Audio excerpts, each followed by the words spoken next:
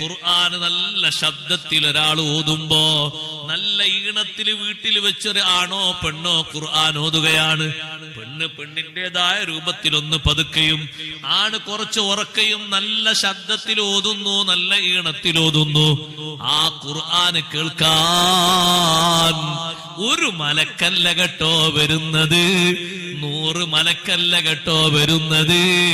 സമാഉദ്ദുന്യയിലെ മലക്കുകൾ മുഴുവനും സുന്ദരമായി ഖുർആൻ ഓതുന്നവന്റെ വീട്ടിന്റെ മട്ടുപ്പാവില് വരി വരിയായി എത്തിപ്പോയി.